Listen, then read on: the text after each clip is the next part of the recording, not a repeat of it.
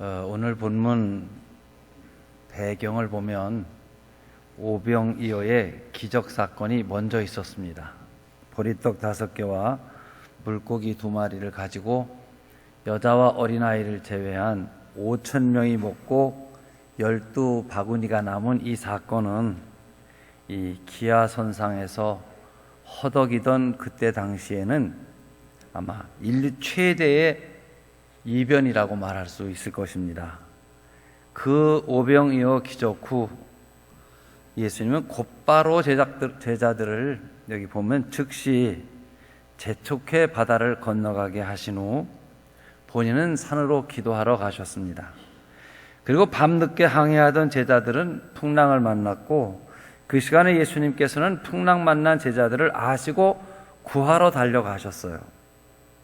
어두운 시간 풍랑 때문에 죽을 고생을 하던 베드로와 제자들 일행은 물 위를 걸어오시는 예수님을 보고 처음엔 유령인 줄 알았다가 예수님 음성을 듣고 나서는 만일 주시거든 나를 명하사 물 위로 오라 하소서. 예수님께서 올라오라 걸어오라 말씀하시니 베드로가 배에서 내려서 예수님과 똑같이 바다를 걸어 예수님께 가게 되었습니다. 그런데 물 위를 걷던 베드로가 갑자기 30절을 보게 되면 바람을 보고 무서워 물에 빠져들어가게 되었고 비명을 지릅니다. 주여 나를 구원하소서. 예수님께서 즉시 손을 내미사 베드로를 붙잡아 주셨고 베드로와 예수님이 배에 오르니까 풍랑도 바람도 잔잔해졌다는 이야기입니다. 오늘은 이 말씀 가운데 여러분에게 주시는 은혜를 받으시기를 바랍니다. 오늘 본문 전체가 그렇습니다. 제자들과 우리들은 예수님의 보호 속에 사는 사람들이다. 이게 주제입니다.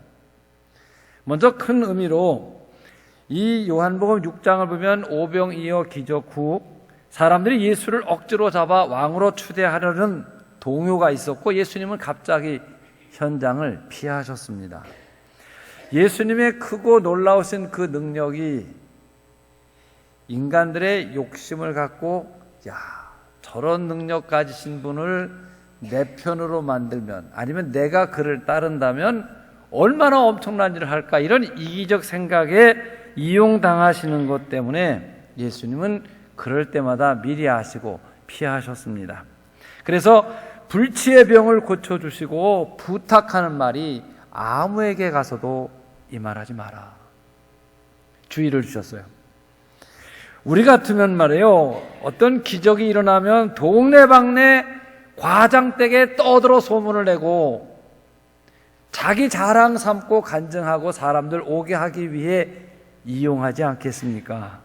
그런데 주님은 삼가 아무에게도 이 말을 하지 마라. 이렇게 말씀하셨어요. 요한복음 6장 15절 이하를 보면 이 오병이어 기적 후 무리들이 억지로 예수를 임금 삼으려 추대를 합니다.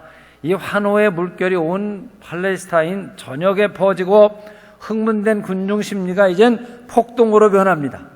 이런 위험스러운 상황에서 주님은 제자들을 보호하실 목적으로 빨리 바다를 건너 회중으로부터 분리시킨 일입니다. 마치 창세기 27장을 보게 되면 이 장자의 명분 팥죽 한 그릇에 기도를 도둑맞은 이 에서가 칼을 빼들고 야곱을 위협하자 주님께서 야곱을 보호하시기 위해 하란 땅으로 인도하시는 것과 같고 이 출애굽기를 보면 늙은 야곱이 죽은 줄만 알았던 요셉이 애굽의 총리 대신이 되었다는 말을 듣고 또 더 이상 이 가나안 땅에서 흉년과 기간을 이겨낼 재주가 없어 결국 70명의 가족을 이끌고 애굽으로 내려갈 때 고센 땅에 머물게 하십니다. 그 고센 땅에 머물게 하심으로 말미암아 모세를 통하여 애굽에 내려질 10가지 재앙에서 그들을 보호해 주시고 이방 종교와 문화 영향을 받지 않도록 지리적으로도 그들을 보호 지켜주십니다. 주님께서 늘 여러분을 보호하고 계심을 기억하고 감사하시는 여러분들이 되시기를 바랍니다. 22절 예수님은 제자들을 재촉하셔서 빨리 배를 타고 건너편으로 가게 하셨습니다. 그리고 잠시 기도를 마친 주님께서 뒤미처 제자들의 배가 간 곳을 뒤쫓아 가십니다. 우리는 쉽게 풍랑이는 바다에서 조난을 당한 제자들 입장에서 이 본문을 보기 쉬운데, 사실은 은혜의 우리 주님께서 제자들이 항해하고 있는 바다에 관심을 갖고 계시고, 동시에 바다를 주관하시는 하나님이시라는 것을 믿어야 합니다. 예수님은 제자들을 생각하셔서 바다 건너가게 하셨고, 예수님은 바다 주변을 돌아서 지금 가고 계시는 거예요. 우리나라도 그때가 여러 사진을 찍었어요. 근데 유채꽃이나 벚꽃이 찍혔으면 4월 초순이겠구나 이렇게 짐작할 수 있죠. 이처럼 사막이고 광야인 이스라엘이 풀이 돋아있고 5천 명이 앉아서 식사를 할 수 있었다고 하면 그때는 4월 중순이겠구나 이렇게 추측을 할 수가 있습니다. 또 유대인들은 하룻밤을, 우리도 과거에 시계가 없을 때 그렇게 3경쯤 4경쯤 하고 밤에 경점을 계산해 시간을 추측했었는데, 유대 사람들은 오후 6시부터 밤 9시까지를 1경으로 보았고요, 밤 9시부터 12시까지를 2경, 12시서부터 새벽 3시까지를 3경, 그리고 3시부터 6시, 우리들 새벽 기도할 무렵 시간을 4경쯤 이렇게 생각을 했습니다. 자, 이 4월 중순이 지난 이스라엘의 새벽은 달빛이 환하게 비쳐 웬만한 거리에 어렴풋하게 시야권에 들어왔었다는 것이죠. 제자들의 뱃길을 염려하시던 주님께 시야에 달빛 아래서 지금 풍랑을 만나 허덕거리고 있는 제자들이 시야권에 들어오시자 주님께서는 제자들을 돕기 위해 산에서 내려오사 파도 치는 바다를 급히 지금 가고 계십니다. 이것은 마치 아들이 물에 빠져 죽어가고 있을 때 그 뛰어드는 아버지와 같은 그런 심정으로 우리 주님께서 가고 계십니다. 얼마나 주님께서 급작스럽게 들이닥치셨는지 저들은 오고 있는 예수 그리스도를 유령인 줄 알았다고 했습니다. 우리는 깊이 알아야 됩니다. 제자들에게 꼭 필요한 절박한 상황에 미리 하시고 먼저 보시고 도우러 오시는 주님이시라는 것입니다. 우리 인생이라는 삶에 바람이 불어칠 때, 내 인생 여정에 풍랑이 칠 때, 내 인생의 적들과 내가 악전 고투를 하고 있을 때 주님께서 나를 도우러 오고 계시다는 사실을 믿으시기를 바랍니다. 우리 인생살이엔 언제나 예기치 못할 풍랑과 이 파도가 있습니다. 우리 인생이 고난에 부딪힐 때, 우리 자신의 문제로 또는 환경이나 죄악의 문제로 또는 사업의 문제로, 경제적이거나 부부 사이에 갈등이 있거나 부모와 자녀 사이에 문제가 있습니다. 수없는 문제들이 우리 앞에 늘 있습니다. 그러나 여러분, 우리가 홀로 투쟁하는 것이 아닙니다. 왜냐하면 지금 주님께서 내가 겪는 이 고난의 현장으로 지금 오고 계시다는 이야기입니다. 무리를 걷듯 모든 초자연적 능력을 갖고 또 초자연적인 방법을 동원하셔서 우리에게 가까이 오고 계십니다. 주님께서 우리에게 오셔서 우리의 손을 덥석 주시면 내니 안심하라, 용기를 가지라, 우리에게 위로해 주십니다. 사랑하는 성도 여러분, 여러분은 지금 어떤 문제로 고민하고 또 낙심하고 계십니까? 오늘 풍랑 만난 제자들을 구하러 오시는 주님의 모습을 보면서 지금 여러분이 겪고 있는 풍랑의 자리에 주님께서 오고 계심을 믿으시기를 바랍니다. 제자들 입장에서 이 본문을 보면 제자들은 모두가 다 갈릴리 바다에 관한 한 다 자기들이 제1인자라고 생각하는 사람들이에요. 이 제자들은 이 바닷가 주변에서 태어나고 어려선 미역 감는다고 그러죠. 그 물에서 수영하고 그 물을 내서 잔뼈가 굵은 사람들입니다. 어려서부터 배 젓는 것이 몸에 익어져 있고 금을 던지는 것을 평생 직업으로 삼아 삶을 그 갈릴리 바다와 분리시켜서 생각할 수 없을 만큼 모두 고기잡이요 한 동네 사람인 고향인 어부들입니다.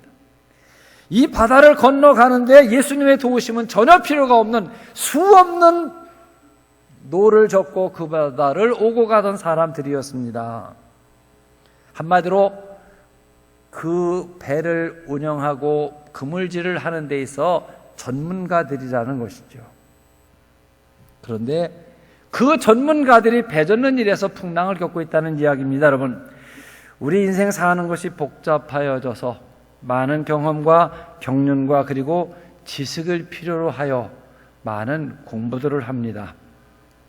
모든 사람들이 삶을 영위하는 데에 저마다 고유의 영역을 갖고 있고 저마다 전문 분야에서 일을 하고 있지요. 우리의 산업 구조가 복잡해져서 전문 분야가 다시 세분화되고 이웃집 남자가 무슨 직업으로 먹고 사는지 옆에 살면서도 알 수가 없습니다. 자기만이 가지고 있는 이 전문 분야, 그 전문성을 갖고 삶의 수단으로 하여 우리가 사는 것이죠. 그리고 나름대로는 그 전문 분야에 내가 1인자다. 이런 자부심을 다 갖고 우리가 살지요. 그런데 여러분, 참 안타깝고 모순되게도 우리 인생이라는 것이 내가 노하우를 가진 그 전문 분야에서 풍랑을 만난다는 겁니다. 평생 아파트만 짓던 회사가 아파트 짓다 부도가 납니다. 그렇죠. 일생 그 업종에서 장사를 해왔는데 그 업에서 실패하고 손을 듭니다. 지나가다 보니까 개인병원 현관에서 환자의 가족들로 보이는 사람들이 데모를 하고 있습니다. 아마 의료 사건이 생겨진 것 같아요. 그야말로 전문의가 평생을 그 분야의 수술만 하던 전문의가 수술을 잘못한 모양으로 생각이 되었어요. 주식 투자의 전문가가 주식 투자 잘못해 실패하고 자살을 합니다. 모든 인생들이 실패하는 데가 어디냐 하면 자기의 전문 분야, 평생 하던 일에서 풍랑을 만나는 것이죠. 선거를 여러 번 치러본 노련한 정객들이 선거에서 쓴 잔을 마시죠. 베드로와 같이 평생을 그물질하여 고기 잡던 어부가 밤새도록 그물질을 하였지만 한 마리도 잡지 못하는 이 실패의 아침을 맞이하기도 하는 거예요. 갑작스러운 이 외적 변화에 내 능력, 내가 준비한 이 계획, 아무 힘없이 배는 깨져버리고 말 때가 있지 않습니까? 우리가 날씨를 예측 못하고 야외에 나갔다가 갑작스러운 비에 혼박 젖고 그날 일정을 다 망쳐버리게 되는 것과 같이 우리 인생이란 여정 속에서도 수없이 이런 일을 우리는 겪습니다. 다들 한국 경제에 대해서 걱정을 합니다. 요즘엔 미국하고 중국하고 갈등하는 바람에 우리 샌드위치가 돼가지고 모든 기업들이 중국에 대해서는 어떻게 해야 될지 미국에 대해서는 어떻게 해야 될지 갈 길이 없다는 거예요. 경제 전문가 누구도 한국 경제의 미래에 대해서 말할 수 있는 사람이 없습니다. 자, 우리 가족 문제가 그렇습니다. 우리 자녀들의 미래가 그렇습니다. 국가의 미래도 내 생각대로 되는 것이 아니더라는 것입니다. 베드로와 제자들의 배의 항해는 순조롭지를 못했습니다.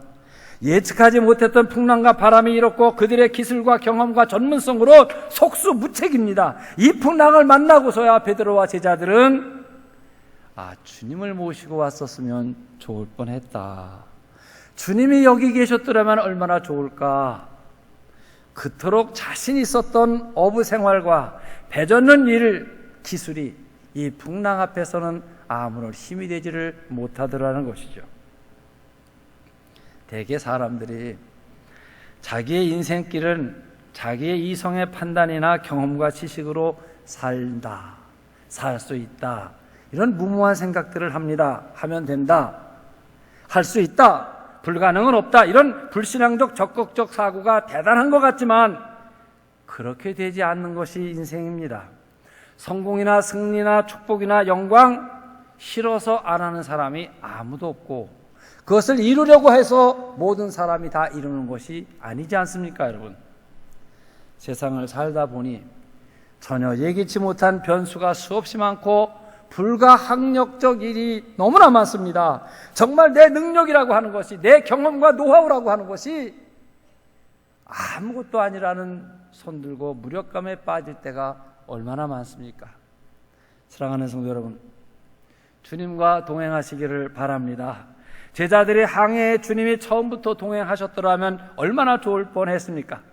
이 항해 중에 제자들의 성공과 실패가 예수님을 모시느냐 예수를 모시지 않았느냐에 달려있다면 우리 인생길에도 예수님을 어떻게 했느냐가 행복과 불행의 가늠이 되는 것입니다.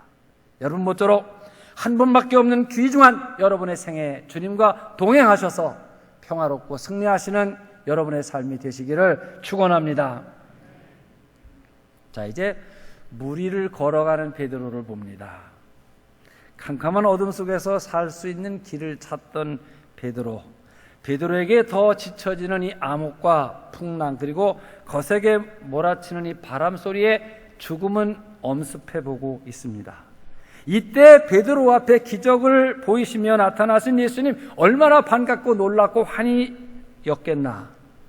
그토록 좌절한 자기의 순간을 일순간에 환희로 바꿔주는 이 예수님의 나타나신 일이지요. 그리고 빨리 예수님과 같이 가고 싶은 그런 욕망을 갖습니다. 인간의 능력 한계에서는 도무지 바다를 걸을 수 없다. 사람은 여러분 가라앉는 거예요. 그런데 자기가 지금 어떤 위치에 있는다는 것 같이 잊을 만큼 예수님을 바라보니 힘이 났다는 얘기에 돼요. 그게 주님께 요청을 하고 주님께 허락을 받고 베드로는 지금 물 위를 걸어가고 있습니다. 이러한 상황 가운데 찾아오시는 주님을 만나고 그분의 손을 잡는 것은 큰 축복이죠. 여러분, 우리가 예수를 믿고 산다는 것이 이런 겁니다. 죄에 빠져 있습니다. 저주와 형벌의 두려움 같이요. 외적인 여건이 감당할 수 없습니다. 우리의 무능 때문에, 우리의 잘못된 판단과 선택 때문에 우리의 현장에 내가 쓰러져 빠져갈 때 주님께서 찾아오시는 것 은혜입니다.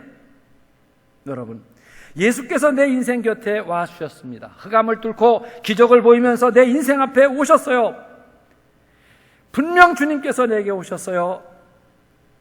주님의 모습을 바라보고 있는 것 은혜요. 이것이 바다를 걸을 수 있었던 베드로의 힘입니다.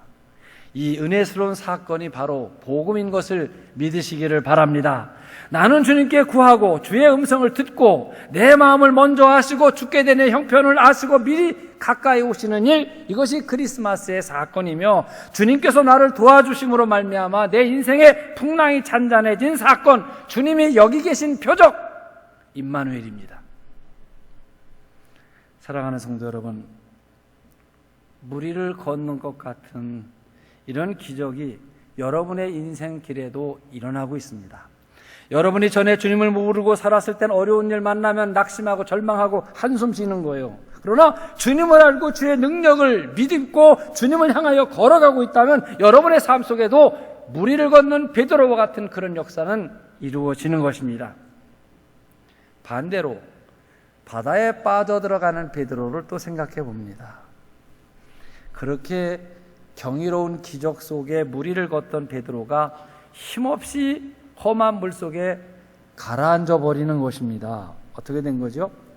그냥 차라리 배 위에 있었더라면, 물에 뛰어들지나 않았더라면 다른 제자들 앞에 부끄러움이나 당하지 않았을 텐데, 베드로 혼자 나섰다가 물에 지금 빠져들어가고 있습니다. 이 놀라운 기적은 어디로 가고, 주여 나를 구원하소서 살려달라고 부르짖는 베드로의 모습, 베드로의 실패 이유가 무엇이냐 이거예요.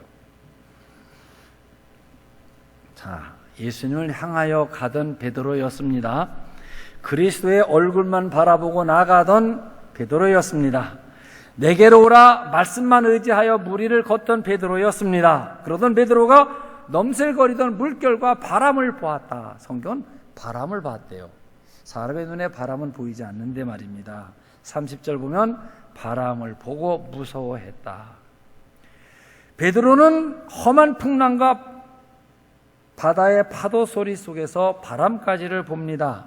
우러러보던 주님의 얼굴에서 눈을 뗀 것이 실패의 원인입니다. 믿고 의지해야 될 주의 말씀에 대하여 의심한 것이 실패의 원인입니다. 주님만 바라봐야 될 베드로의 눈이 바람을 본 것이 실패의 원인입니다. 여러분, 우리들의 실패도 마찬가지지요. 주님을 바라보고 신앙으로 나가야 될 우리들이 세상을 바라보면 넘어지는 것입니다. 험한 파도를 바라보는 동안 예수의 능력의 삶을 잃어버려 실패하는 것입니다. 주의 말씀을 통하여 우리에게 주신 놀라운 능력을 계속 바라보지 못하고 환경을 보고 상황을 생각하고 형편을 보면 자기의 지식이나 경험을 의지하게 되면 결국 풍랑에 넘어지는 것입니다. 분명 베드로는 예수님의 말씀과 능력을 의지할 때 바다를 걸어갔습니다. 그런데 주님의 말씀과 신앙 시야에서 벗어나게 될 때 바다에 먹혀져 버립니다. 모든 인생의 실패, 하나님을 바라보고 그 말씀을 의지해야 될 인생들이 세상을 향하여 눈꼴을 돌리고 잘못된 방향을 향하여 가게 되면 풍랑 만나는 것입니다. 사랑하는 성도 여러분, 인간의 성공과 실패가 여기 있습니다. 하나님 말씀에 대한 신뢰와 그 능력을 믿고 바라보느냐, 현실과 상황, 형편, 그리고 자기를 먼저 바라보느냐에 있습니다. 우리 평생 민수기 13장, 14장 이 12명의 정탐꾼 보고는 평생을 듣는데 이 10사람의 보고와 2사람의 보고는 극명한 차이가 납니다. 실패한 10사람의 정탐 보고, 그들의 눈은 성이 얼마나 크냐, 성이 얼마나 높으냐, 성을 지키는 사람의 덩치가 크냐, 숫자가 얼마나 되느냐를 보니까 전혀 불가능한 일이 되어버립니다. 그 성과 그들에게 비교한 우리는 메뚜기 같더라. 자, 어느 관점에서 보느냐에 그들에게 주신 바 하나님의 약속과 능력을 보지 못했습니다. 이러한 사람은 가나안 땅을 누릴 자격이 없습니다. 그중 2명인 여호수아와 갈렙은 어땠습니까? 하나님의 약속의 말씀을 믿었습니다. 그 약속을 능히 이루실 하나님의 능력을 믿었습니다. 신앙은 하나님을 바라보는 것입니다. 하나님을 먼저 바라보고 하나님의 약속을 받은 나, 하나님과 함께하는 나를 보고서 상황을 보면 저들은 내 먹잇감이다. 그들은 우리의 밥이다. 자, 여러분, 바로 이런 사람들이 성공을 하는 사람이요, 이러한 사람들이 무리를 걷는 사람이며 이러한 사람들이 가나안 땅을 누릴 수 있는 주인공이 될 자격이 있는 것입니다. 우리 출애굽기 14장 홍해합 일도 마찬가지지 않습니까? 하나님께서 친히 이끌어내셔서 여기다 정막을 쳐라 한 게 믹돌과 비하이로접 홍해합이에요. 상황만 보면 홍해 바다가 출렁출렁 뭘 삼킬 것 같습니다. 뒤를 바라보니까 뽀얀 먼지를 내면서 애굽 군대가 추격을 해오고 있습니다.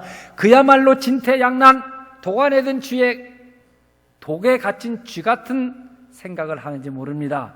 이런 생각을 가진 사람들은 모두 모세를 원망하는 거예요. 그리고 애굽에 매장지가 없어 우리를 끌어서 여기서 죽이려고 했느냐? 더 심한 말 하죠. 모세를 죽이고 도로 애굽으로 가자. 그러나 여러분, 하나님의 능력과 그 말씀을 믿는 신앙의 눈에는 그곳은 애굽에서 노예의 수치를 떨치고 영원한 자유로의 출발점이 되지요. 그것은 이스라엘의 최종적 구원의 자리요, 애굽 군대를 심판하는 곳입니다. 무엇을 바라보느냐가 이렇게 중요한 것입니다. 베드로의 실수는 분명 주님 얼굴에서 시선을 뗐기 때문입니다. 주님의 말씀의 능력에 대하여 믿음이 흔들렸기 때문입니다. 여러분, 주의 말씀을 믿으시는 여러분들이 되시기를 축원합니다. 그 말씀을 이루실 주의 능력을 의지하시는 여러분들이 되시기를 축원합니다. 주님의 능력, 주님의 손을 붙드시고 승리하시는 여러분들이 되시기를 축원합니다.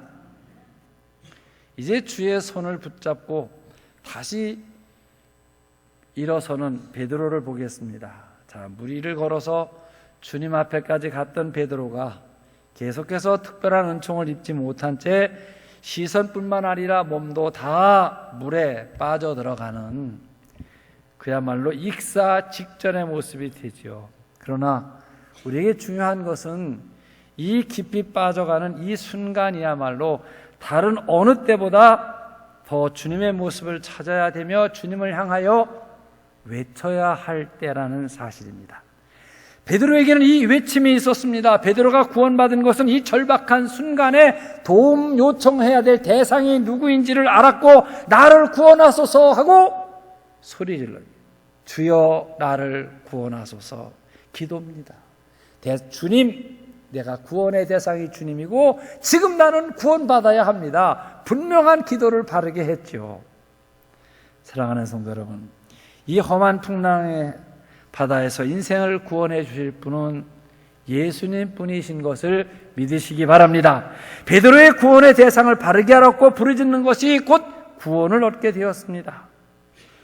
오늘날 많은 성도들이 안타깝게도 신앙의 연륜이 오래되었는데도 기도를 할 줄 몰라요.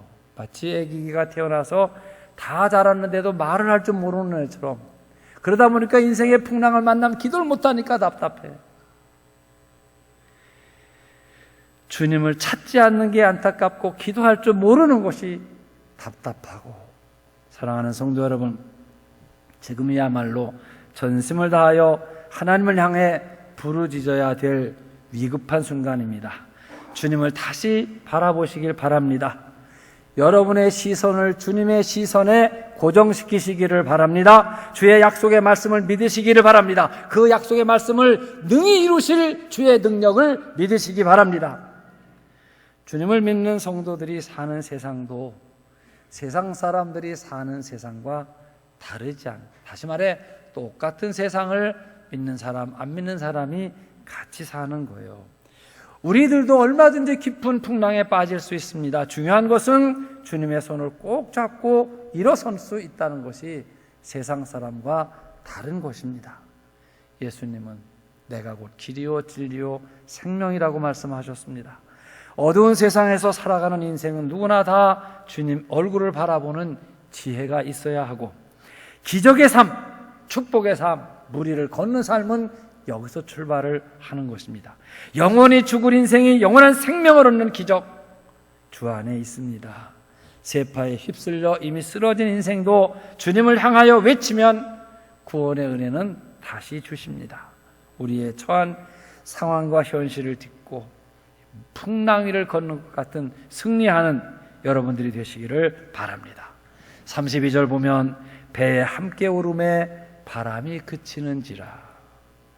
풍랑과 바람이 잔잔케 되는 이 평화가 여러분의 삶 속에 충만하시기를 축원합니다. 사랑하는 성도 여러분, 주님을 바라보며 사시길 바랍니다. 혹 풍랑 중에 계신 분도 얼른 주님 손 붙드십시오. 그러면 주님께서 능력의 손으로 여러분의 손을 붙들어 주실 것입니다. 이게 구원이며 날마다 이런 것을 누리는 것이 구원받은 사람들에게 주어진 특권이며 은혜입니다. 기도하겠습니다. 사랑하시는 주님, 은혜를 감사드립니다. 제자들은 주님과 떨어져 있는 것 같아도 주님의 시선은 제자들의 배를 따라가고 계셨습니다. 주님은 기도하시고 계셨지만 제자들이 달빛 아래 먼 발치에 풍랑에 고난받는 모습을 보셨고 따라가셨고 풍랑을 잔잔케 하셨고 그들을 붙들어 주셨습니다. 특별히 베드로가 만일 주시거든 나를 명하여 무리로 오게 하소서, 오라. 또 빠져들어가고 주여 나를 구원하소서. 이 일들 속에서 풍랑 많은 세파를 사는 우리에게 주시는 중요한 신앙적 교훈을 얻는 저희들 되게 해 주시옵소서. 귀하신 예수님 이름으로 기도하옵나이다. 아멘.